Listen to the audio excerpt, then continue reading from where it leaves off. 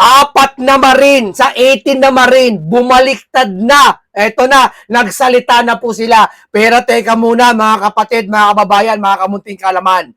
Easy lang ang damdamin nyo. Huwag kayong papalin lang, na? Huwag kayong easy lang kayo. Kumbaga, baka kasi isipin nyo, mawala na kayo ng pag-asa eh. Huwag kayong masiraan ng loob, na? Kaya ang lamang dito yung may alam. Lamang dito yung matalino, no? Lamang dito yung may mataas ang logic sa kanyang sarili, no? Ito po ay, tandaan nyo ha, 1 trilyon po yung nawala, ha? At yung 1 trilyon na yon hindi na ibabalik. Ibig sabihin, may kumuha. Tama? Pag may kumuha, may mastermind, may mga sangkot na mga politiko, malamang. Hindi pwede mailabas ang pera ng kaban ng bayan kung district engineer lang o mga kontraktor lang. Ha? Malalabas ang pera dahil may kapangyarihang kumilos. Tama? Huwag kayo maliligaw, ha? Sabi ko sa inyo, hindi lang 18 marin ang pagbabatayan natin. Bonus lang yan, 18 marin. Huwag kayo papaligaw, ha? Kahit bumalitad lahat yan, sabihin mo, hindi totoo lahat yan. Okay lang. Ibig sabihin, may 1 trilyon pa rin nawawala at sa panahon nila, hindi sa panahon ng Duterte. Sabi ko nga sa inyo kung panahon ng Duterte lang ang nagkasala ba't di nyo panagutin ng Duterte? Ha? Ngayon, ang mga Duterte, sino kakasuhan nyo? Kasuhan nyo na ngayon. Ha? Kung talaga naniniwala kayo, 1 trilyon na yan, Duterte may kapakana, kasuhan nyo na ngayon. No? Pero teka muna, balik tayo sa 4 na marin daw na bumaliktad. No? Naniniwala ba kayo na talagang bumaliktad to? Oo naman, siyempre, kasi binalita Totoo yan. Oo. Pero tanong, pag bumaliktad, hindi totoo yung sinabi nila ng una? Ha? Diyan kayo magkakamali. No? Nung sinabi mo yung una, ito nakapagtaka, may takip mukha nila ngayon. Tapos, yung sabi nila ngayon, hindi daw totoo yung mga sinabi nila ng una. So, ibig nyo palang sabihin, ibig nyo palang sabihin, yung unang sinabi nyo, hindi totoo, pero walang takip mukha nyo. Pero ngayon, nagsasabi kayo ng totoo, may takip mukha nyo. Yung ba ibig nyo sabihin sa amin nun? I-convince nyo kami, isa pa, i-convince nyo kami nung mga sinabi nyo nung una ay hindi totoo. Alin yun? Nag-deliver kayo ng pera doon sa mga tao na sinasabi ninyo. I-convince nyo kami. Isa pa, i-convince nyo kami. Paano nyo kami mapapaniwala ngayon sa sinasabi nyo na kung bumaliktad talaga kayong tuluyan na hindi totoo yung sinasabi ninyo? Doon pa lang sa salitang nadulas kayo, recant. Yung recant kasi, may malaking hahulugan nun bumaliktad. Na? Pag sinabing bumaliktad, ikaw pa rin yun bumaliktad ka lang Ibig sabihin, may nakita ka lang sa isang dulo, sa kabilang banda sa kanila, na ayaw mo o natakot ka, kaya bumaliktad. Ibig sabihin, pag bumaliktad ka, totoo yung sinabi mo ng una, bumaliktad ka lang. Tama? Di sana hindi mo sinabi recant, dapat sinabi mo, yung napilitan lang kami, dapat, etc. Pwede mo naman sabihin na yung mga sinabi namin ng una ay pwede mo sabihin na troll lang, binabawi na namin, tulad na siya sabi nyo ngayon. Pero sasabihin nyo pa, recant, bumaliktad, parang bumaliktad. Ano to, nadulas kayo? So, ibig sabihin, tama yung sinasabi nyo ng una. Kasi bumaliktad, inaamin nyo, bumaliktad kayo. Tanongin nyo sila, kayo ba bumaliktad? Pag sinagot nila yon, ibig sabihin, peki yung sinasabi nila ngayon. Totoo yung sinabi nila una. Natakot lang siguro sila. Hindi, sa akin, chore lang yan Hindi ko naman kilala sila kasi nakatakip ang mukha Diba? Kaya natataka ako Ibig nyo palang sabihin, yung sa katotohanan na hindi kayo, yung dati pala na wala kayong takip ang mukha, sisinungaling kayo. Ngayon na nagtatabi kayo ng totoo, nakatakip mukha nyo, di ba dapat mas maganda nakalantad ang mukha nyo para mas lalong paniwalaan kayo? Malay ba namin kung kayo yan o hindi? Pero nakakapagduda lang. Ano for security purpose? Kung for the security purpose pala, na kaya pagkatakip ng mukha ninyo, bakit yung una nga, hindi kayo takip ng mukha? Di ba dapat mas nanganganib ang buhay nyo no? Nasisinungaling kayo na wala kayong takip ang mukha? Ngayon, natatakip kayo ng mukha? Nagsasabi kayo ng totoo? Nalilito ako. Kaya nga sabi ko, i-convince nyo kami. Paano namin paniniwalain na hindi totoo yung sinabi nyo nung simula? Yun lang yun. No? Hindi namin kayo bibintangan. No? Sa amin lang, i-convince nyo kami. Paano nyo kami mapapaniwala ngayon yung mga sinabi nyo ng una, hindi pala totoo. Sige nga. Di ba? Ito, painggan nyo balita.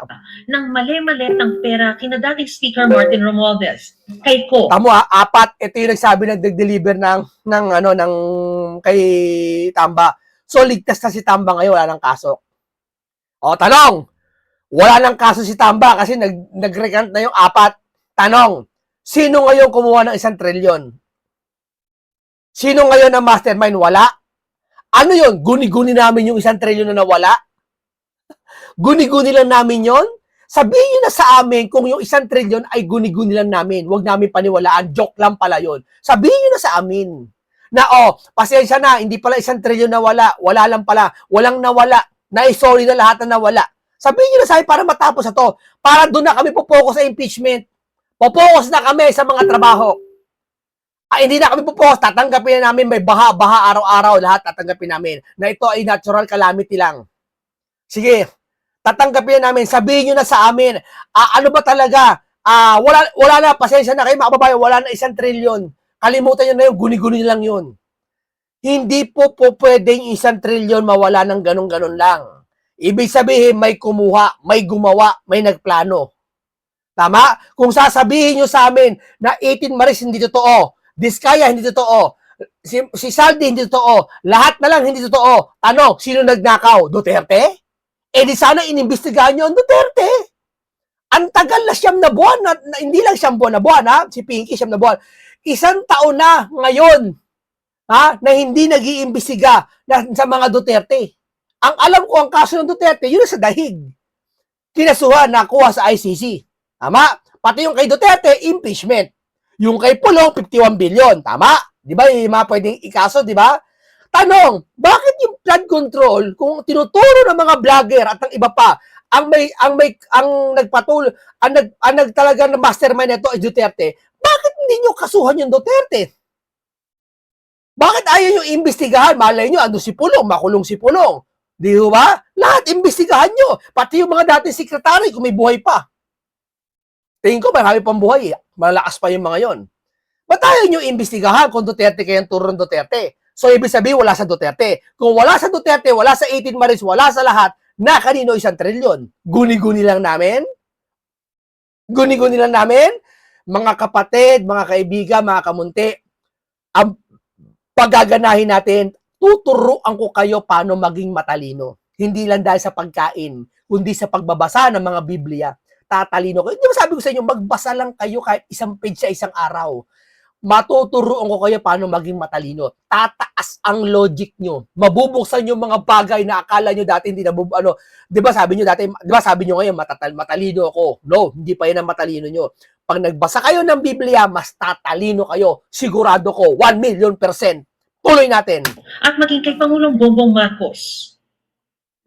Apat sa kanila, humarap sa akin kanina. Ang sinabi nila sa akin, binabawi na nila ang mga nauna nilang sinabi at kwento. Gusto lang po namin mag-recant na po, ma'am. O gusto daw nilang mag-recant.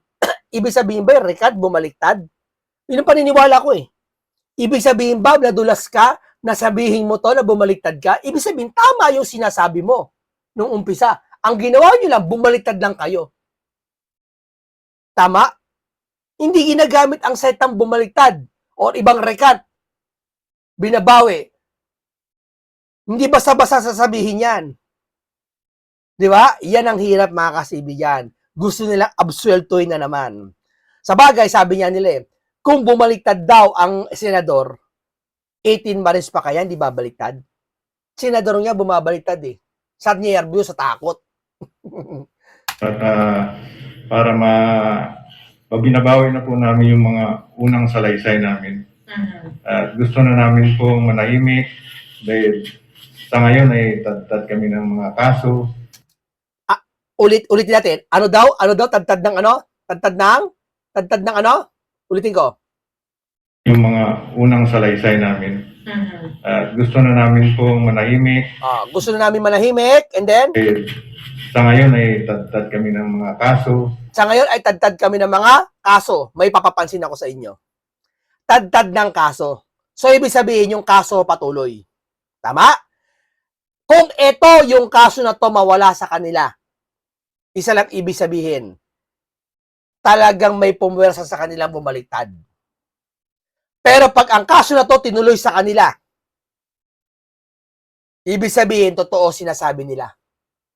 Nagawa-gawa lang yung ginawa nila, na binabawi na nila. Tandaan nyo ha, uulitin ko para hindi kayo malito. Gagandaan ko. Sabi nila, tad-tad sila ng kaso. Parang kay Joel, kinasuhan. Sabi ko sa inyo, kung si Joel ay kinasuhan, si Joel, Senator Joel, hindi na kinasuhan. Nung bumaliktad, hindi na pala kinasuhan. Nung hindi pa bumabaliktad, kakasuhan. Hinug na daw ang kaso ni Joel. Nung lumipat sa kabila, bumaliktad, wala na. Hanggang ngayon, 2 months mahigit na, wala pang kaso si Joel. So, ibig sabihin, tama si Cayetano, invento lang pala yung kaso kay Joel, pananakot lang. Lipat o kaso? O, edi naniwala tayo ngayon. Okay, ito naman. Sabi nila, tad-tad sila ng kaso. So, aabangan namin kung kakasuhan sila. Kapag hindi na sila kinasuhan, alam nyo na kung ano ibig sabihin. Dapat kasi sa mga ganito, kakasuhan pa rin sila. Bakit? Nagbigay sila ng maleta, ganyan-ganyan. Imposible naman iurong tong kaso na to, ay uurong na namin kaso sa inyo kasi binabawi nyo na pala. Merong ganun ba? Ganun lang pala pamantayan, no? Ganun lang pala ang dahilan natin, no? Kapag tayo pala nakapanlait, nakapag cyber libel, ikaw, gugurgurin kita. Pwede mo palang kausapin lang yun, binabawi ko na siya, sabi ko. Nakagawa ka ng matinding pangangasos pag-aakusa sa kanya. Yung pangalan niya napahiya na sa buong Pilipinas. Tapos ididemanda ka, sasabihin mo lang pala, binabawi ko na po lahat ng sinabi ko, huwag mo lang ako idemanda. Hindi ka na didemanda ng tao? Nakapagtataka, pag hindi ka dinimanda na pag hindi sila nakulong sa kasong ito, na patong-patong, isa lang ibig sabihin, effective yung pagbaliktad nila ngayon. Ibig sabihin, may kumausap sa kanila. Bibigyan ko lang kayo ng tip ha, logic. Pag sinabing logic, kung ano yung una na isip nyo, yun na yun. Huwag na kayong mag-isip na mas malalim. Logic lang, logic. Tandaan nyo, palakasin nyo, logic nyo sa sarili nyo. Halimbawa, ganito, may narinig kayong kumahol. Iisipin mo ba pusa yun? Ano yung kambing yun? Automatic aso yun. Kung lalo sa Pilipinas ka, nasa subdivision ka. Kasi may mga uri ng aso na alulong eh. Halimbawa, sa mga gubat, maaring hyena. Hindi naman aso. Doon, magduda ka. Halimbawa, sa isang araw, natutulog ka, sa bubog mo may meow. Iisipin mo ba kambing yon? Siguro sila iisipin nila, ano kaya yung nag-meow? Tao kaya yun? Multo kaya yun? Halimaw kaya yun? Nilalaliman mo kasi mag-isip kaya ka nalilito eh. Pag may nag-meow sa bubong mo, at may kumakalampag, pusa yun. Nakita mo, buwaba, pusa talaga. May sa bakuran mo, yung ba isipin mo kalabaw? Iisipin mo kambing. Ano ibig ko sabihin? Pag nagugutom ka, ano kailangan? Pagkain. Pag nauuhaw ka, ano kailangan? Mag-jogging ka, pag nauuhaw ka? Magigagawa bang komplikable yung mga pag-iisip mo? Uminom ka na ng tubig. Tama? Pag ikaw nagugutom, kumain ka ng pagkain. Ano ibig ko sabihin? Palakasin nyo logic nyo. Dito, simple lang naman ito nangyayari ngayon eh. Hindi ba totoo yung sinasabi nila ng umpisa? Mag-logic lang kayo.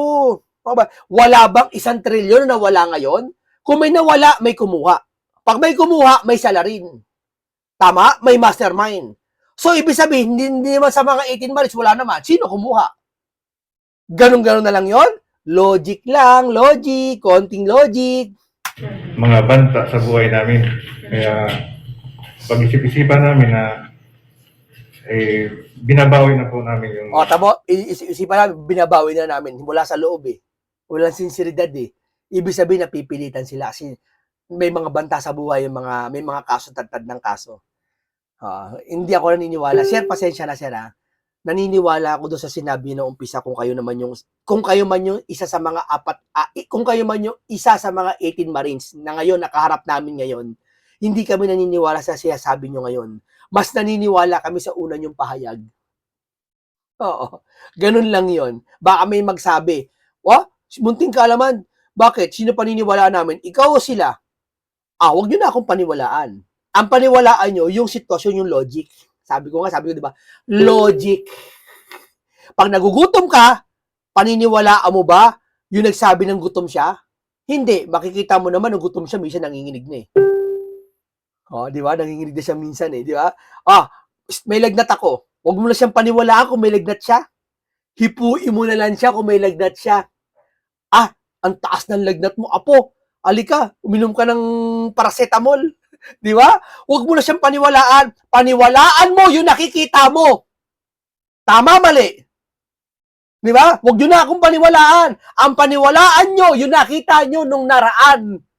Dahil totoo yun. At that ang logic, hindi nagkakamali. Yan, ibinigay ng Panginoon sa atin, yung kapangyarihan ng logic na yan, para maunawaan natin ang bagay na tama at mali. Salaysay po namin. Hindi sila nagpakita ng mukha sa kamera dahil sa matinding bantaraw sa kanilang buhay. Dala nila ang tig-iisang bagong sinumpaang salaysay.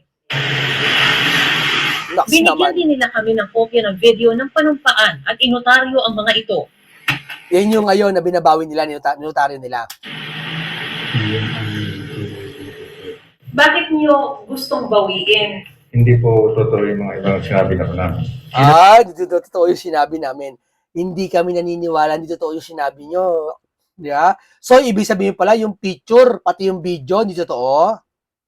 AI lang yung video yung pinakita ninyo. Kayo naman. Ipaliwanag nga nyo yung video, pati yung picture. Huwag nyo sabihin AI yun. Huwag nyo sabihin AI yun. At kung AI yun, yung video na yun, ha? Yung AI na yung video na yun. Yung bahay na sinasabi nila na bahay daw ni Tamba, eh di puntahan yung bahay, itugma. Di ba sa video may nakita ano tiles? Yung ata yung tiles na nakita doon, kulay brown. Tapos yung angulo, may flower base doon, may lamesang mamahaling lamesa. Nakita ko sa video, tapos nakahilera yung mga yung mga bago. Tapos meron pa isang picture, di ba, parang sports car. May bintana, yung bintana medyo old school. Tapos yung flooring medyo graphite. Yeah? Tapos may mga payong-payong doon sa gilid-gilid. May mga nakasabit pa. Eh di puntahan yung bahay na yon, itugma yung picture kung totoo o hindi. Ganun kasimple lang eh. Ha? Yun ba kaya ng AI? Hindi kaya ng AI yun. Punta mo yung bahay ng Tamba, itugma mo sa picture kung totoo o hindi. Pag totoo yun, ibig sabihin nakarating kayo doon. Ibig sabihin yung picture, nakarating yun doon yung picture, na picture talaga yung bahay ni Tamba. Diba? Sir, ibig nyo pala sabihin, peke yung ebidensya na pinakita ninyo? Kayo naman, no? Sir, hindi na kami pinanganak kagahapon. Hindi kami pinanganak kagahapon, sir. Huwag ka, hindi, sir, naiintindihan ka namin eh. Naiintindihan ka namin. Pero mataas ang logic kasi namin eh. Oh, yan, logic namin. Ba't ka nakatakip ang muka? Nakasalamin ka. So, ibig sabihin, parang hindi ka makilala. Di ba? Yun lang ang logic dun eh. Ba't ka makatakip ang muka? Okay, sana kung may COVID. Nakatakip. Pag may takip ka ng ganito, ibig sabihin, may ayaw ka mahawa o ayaw mo mahawaan ng sakit. Eh, pero naka-shades ka pa. Wala namang araw. Naka-sunglass yan eh. Asan ang araw? Wala naman. Ibig sabihin, logic namin, ayaw mo magpakilala. Tama? Huwag natin pahirapan ang sarili natin, mga kaibigan. Pag sinabing logic, kung ano yung nakikita mo, yun. Halimbawa, ganito. Eto, ano ba to? Ano ba to? Ano ba to? Packaging tape or untape? Ano ba to? Di ba pa sa mga package to ginagamit? Madikit to. Anong ginagawa dito? Logic lang. Anong ginagawa dito? Ito ba panghugas ng plato? Di ba? Siyempre, kahit sino makakita nito, pandikit to. Ito yung mga pang-tape talaga sa mga karton. Logic to eh. Logic eh. Ano ba naman kayo? Nagsabi kayo, logic ng nakaraan. Tapos ibabawiin nyo? Ano kami? Wala kaming logic?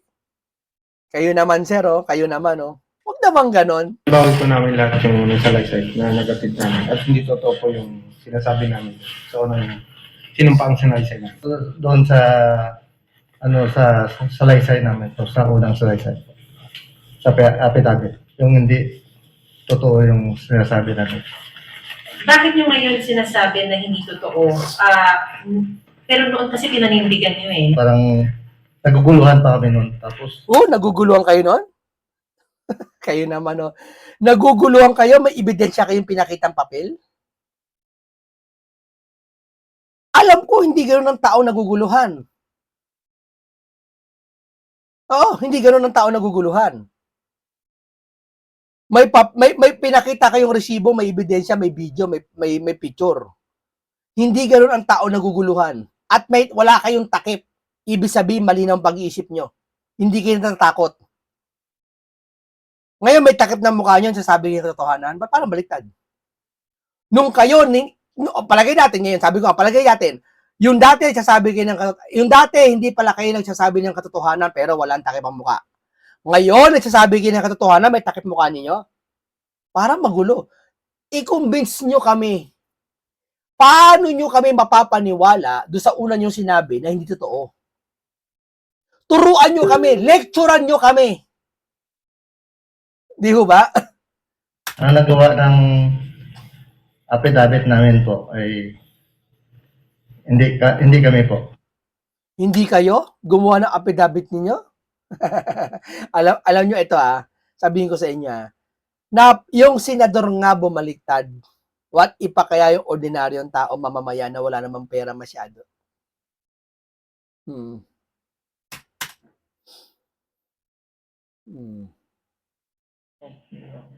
Sa kanilang bagong affidavit, sinabi nilang binabawi na nila ang nauna nilang mga aligasyon laban kina Marcos, Romualdez, Co. at iba pa. Pumirma lang sila sa joint affidavit dahil sa pangakong pera. Una kasi dyan, ma'am, may mga pangako po sa amin. Tulad ng pinansyal na sinasabi nila po na pwede na po kayong hindi magtrabaho ng 2 taon. Tapos, meron pa kayong security sa pamilya niyo. Kapalit ng ano? Kapalit po sa ginawa namin na joint affidavit ko.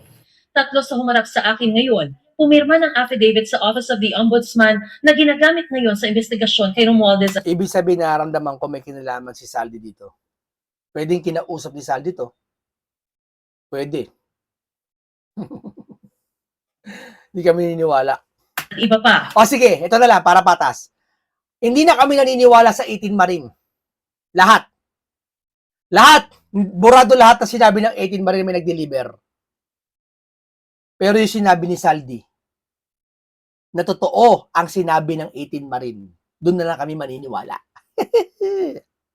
Ihintay lang namin si Saldi na magsabi na hindi totoo lahat yan.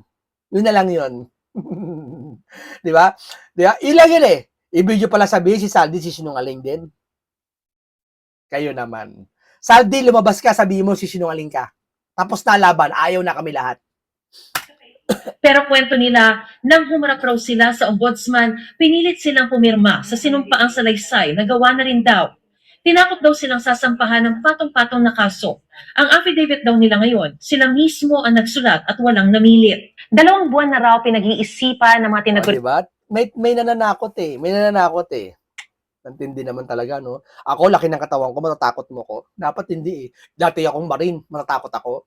Kakaiba talaga, no? Walang paninindigan. Sa bagay, may kumakukulong ka, no? Wala kang magagawa. Talagang babaliktad ka. Hindi, ikaw ba naman, masaya pamilya mo eh. Masaya pamilya mo. Hapagkainan. Makukulong ka, titistigo ka lang. Kinausap ka, huwag ka na tumistigo, wala ka, aatras namin kaso sa inyo. Hintayin natin pag inatras yung kaso sa kanila, pag hindi na nakulong. Ibig sabihin, kinausap sila. Abangan natin, dapat makukulong yan mga kasi patong-patong na kaso eh. Abangan natin kung makakasuhan yung mga yan. Yun ang magiging palatandaan natin kung talagang kinausap sila o hindi. Kapag sila bumaliktad na ngayon at hindi na sila kinasuhan, ibig sabihin may kumausap sa kanila. Ang Maleta Boys Sasabihin nyo, walang kumausap dyan para manakot. Ano kami, pinanganak agahapon? na ito, nabawiin ang una nilang mga salaysay hanggang sa maging buo na raw ang kanilang loob at i-execute ang mga bagong affidavit 2 linggo na nakalilipas. Anila, nag-iisip na rin daw ang iba pa nilang mga kasamahan na pumanig sa kanila.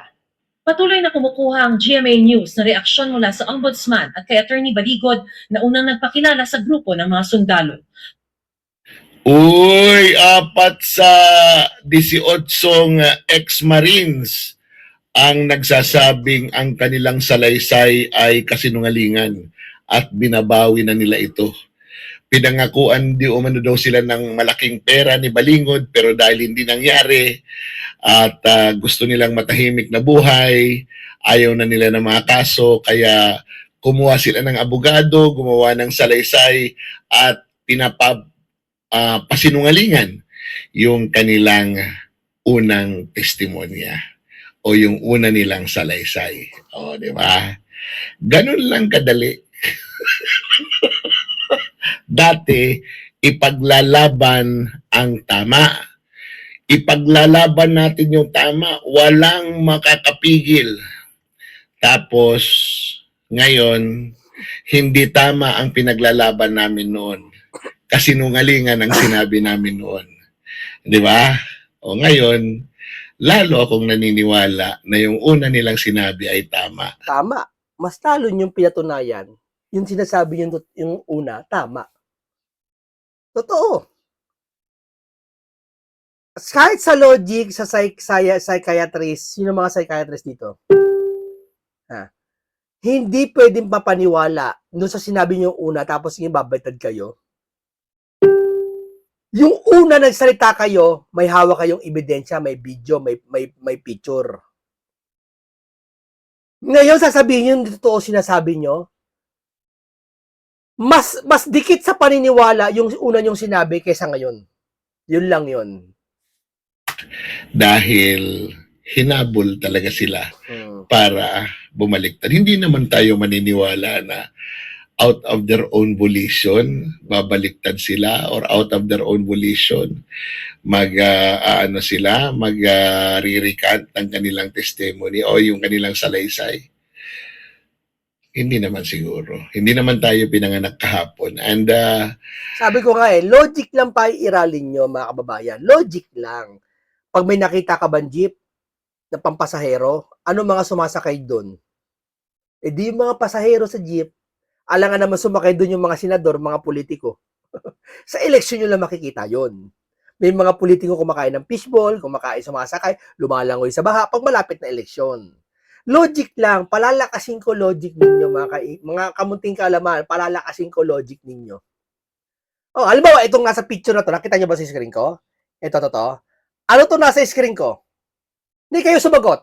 Ano to? Simple lang, wala pahabaan. Yan ba ay Zumba? Rally yan. Tapos na usapan, rally yan. Huwag mo na pahabain. Di ba? Gets nyo? Yun lang yung logic lang yung mga kababayan. Logic lang. Huwag nyo pahirapan sarili nyo. things that are happening now during ito sa Marcos administration, lalo na lately na pati nga mga senador, di ba? Tinatakot na kakasuhan pag hindi mo baligtad, iyan pa kaya. Di ba? Senador nga nakaupo na may pera na. Ha? May power na. Pag tinakot, bumabaliktad. Eto pa kaya mga to? Kayo naman, o kayo mag-isip kayo, logic lang. Wag galit. Hindi to usapan Duterte, hindi to usapan Lenin, hindi to usapan Marcos. Usapan to ng logic. Para sa taong bayan to. Huwag kami. Hindi kami naniniwala sa mga pautot ninyo. Yung unang yung sinabi, yun ang tama. At yun ang dapat imbestigahan. Dahil pag yun ay nagkaroon ng corroboration ng ibang ebidensya, tapos ang laban. Talagang konektado sa Malacanang yung malaking nakawan. Nakita nyo ba yung logic? Grabe sila, no? Talagang habang hinahalungkat natin yung flood control, sila todo takip. Napansin ninyo? Hindi to coincidence nangyayari. Meron talagang... Kayo ba nagka-girlfriend na? Sino taas dito kamay nagka-girlfriend, nagka-boyfriend na? Taas dito kamay. O may mga asawa na lang. Di ba tayo, pag tayo niloloko tayo ng girlfriend natin o ng boyfriend natin, di ba, hindi naman sa tamang hinala, di ba, bisan may mga nababasa tayong text message, may chat na iba, di ba, tama yung hinala natin. Hindi lang hinala, no? Tama yung mga nakikita natin sa kanya, ng mga signs na patandaan, di ba, tama? Ganto rin to, mga kaibigan, wag na kayo magpaligoy-ligoy. Logic lang pa iralin nyo rito. Di ba? Parang may something na nagtatakip. Ba't ganun? Bakit yung girlfriend ko, yung boyfriend ko, parang nililihis niya yung usapan? Parang may gusto siyang pagtakpan na isang bagay. Tinatanong ko yung girlfriend ko, yung boyfriend ko, tinatanong ko na, uy, asa ka galing? Ang dami niyang sinasabi, alibay. Bakit ganun? Parang hindi ako satisfied sa lahat ng sagot. Kasi may tinatago, may pitatakpan. Sa sitwasyon din, hindi lang sa buhay na to, hindi lang sa buhay ng isang tao individual, sa sitwasyon din, pag may nagtatakip, halimbawa ganito, bigyan ko example, yung ulam, ulitin ko yung ulam, tinakpan yung ulam. Ba't tinakpan yung ulam? Para hindi langawin, para hindi dapuan ng mga insekto. Minsan naman kasi, ang nangyayari, hindi may dati kasi may kaibigan kaming mahirap lang, no? Pagpunta namin sa bahay, yung bahay niya medyo, pasensya na, medyo hindi maganda yung itsura ng bahay niya. Siyempre, mahirap lang sila. Yung nanay ng kaibigan namin na yon, tinakpan ng kurtinang maganda yung pangit na itsura ng bahay nila doon sa may pader ng kabila. Medyo gumanda. At sa takpan. Tanong, bakit tinakpan ng kurtina yon? Kasi may tinatago. Tama? Sa kalagitnaan ng kadumi-dumihan ng bahay, may isang kurtinang maganda. Nakakaduda. Tama? Tama tayo? Connect. Ha? Pag may nakita ka sa isang bahay na may takip, may tinatago, may ayaw makita. Tama? Tama tayo? Tama? Di ba? May bagay kang hindi pwedeng makita. Sabi ko nga, pumunta ako doon sa kaibigan ko dati, ginawa ng magulang niya, nanay niya, tinakpan yung madumi kasi may tambak doon eh. May mga labahan doon, mga, alam mo, di ba nakakita na kayo sa mga mahihirap na lugar? May mga kaldero, may mga nakataob na ano doon, tinakpan ng malaking kortina yon. Eh di medyo hindi namin nakita, bumisita kami doon sa kaibigan namin, nakita namin yung magandang kortina. Nakakaduda, sa kagitnaan ng maduming bahay, nakakita ka ng magandang kortina. May pagtatakip na nangyayari. Logic lang. Binibigyan ko kayo ng matalinong pamamaraan para maintindihan nyo lahat ng bagay-bagay. Tandaan nyo yan. Sayang ang bayot! Halabira. To breaking news. Grabe tong balitang to. Kaya si Jiggy para mapakinggan natin. Trending na trending. Viral na viral. Mga banateros, etong 4 sa 18 ex-marine ay bumaliktad na. Anak ng teteng, talagang ginagapang sila, no? Talagang ginapang sila para lang bumaliktad. Tsaka ito ang katakataka dyan. Kung babayaran sila nila Senator Rodante Marcoleta at Defensor, aba, edi hamak na mas malaki ang may ibabayad kapag dumipende ka sa Administrasyong Marcos dahil alam naman natin na ang Administrasyong Marcos ay ang pinakamaraming nawawalang pera ho ngayon sa pondo ng taong bayan.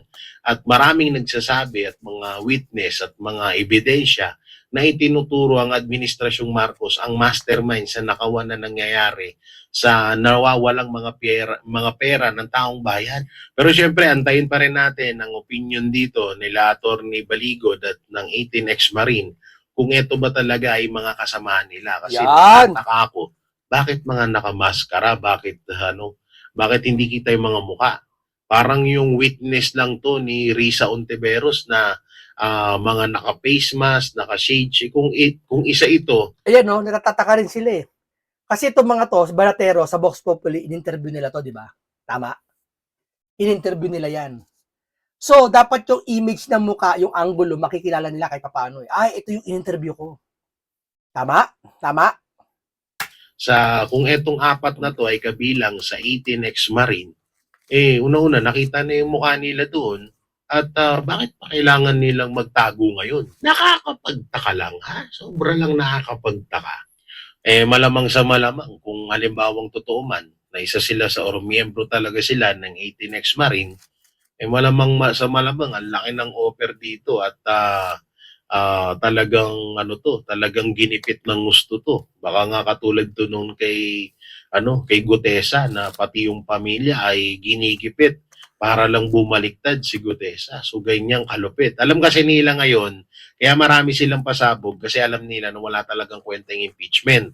Tapos Alam nila. gusto ng taong bayan na mabalik ulit ang usapin sa flood control scam.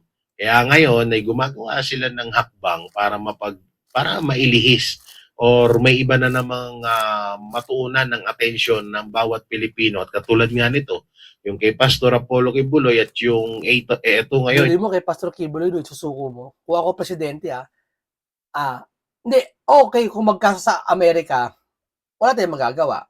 Pero kung ako presidente, hindi ko basta-basta ibibigay yan. Kahit kaaway ko yan. Yan ang totoong leader.